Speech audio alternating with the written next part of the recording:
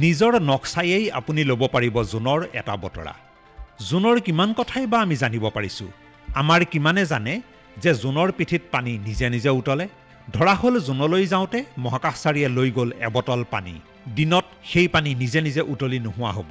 ৰাতি আকৌ পানীখিনি বৰফত পৰিণত হ'ব।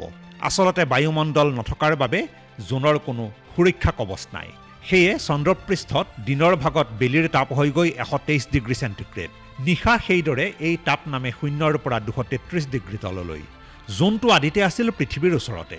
জোনটো আছে পৃথিৱীৰ পৰা প্ৰায় 3,42,500 কিলোমিটাৰ দূৰৈত। কিন্তু সৃষ্টিৰ সময়ত জোনটো আছিল পৃথিৱীৰ পৰা মাত্ৰ 20ৰ পৰা 30,000 কিলোমিটাৰ দূৰৈত, অৰ্থাৎ এতিয়াতকৈ 12ৰ পৰা 19 ভাগে কম। সেই সময়ত জোনক এতিয়াতকৈ 12ৰ পৰা 19 গুণে বেছি ডাঙৰকৈও দেখা গৈছিল। অৱশ্যে এয়া তেতিয়াৰ কথা যেতিয়া মানুহ নামৰ প্ৰাণীটো পৃথিৱীলৈ অহাই নাছিল। পৃথিৱীৰ ঘূৰ্ণন আৰু জোৱাৰ ভাটাৰ শক্তিৰ স্থানান্তৰৰ বাবে জোনটো এতিয়াও প্ৰতি বছৰে 3.78 চেণ্টিমিটাৰকৈ আমাৰ পৰা আঁতৰি গৈ আছে।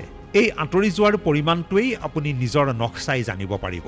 আমাৰ আঙুলিৰ নখ যিটো হাৰত বাঢ়ে প্ৰায় সমান হাৰত জোনটো আঁতৰি গৈ আছে পৃথিৱীৰ পৰা। অৰ্থাৎ এটা বছৰত মানুহৰ আঙুলিৰ নখো বৃদ্ধি পায় 3.78 চেণ্টিমিটাৰ মান।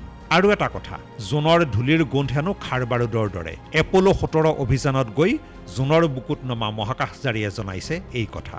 ফিচাৰ্ছ ডেস্ক, দেশ টুডে।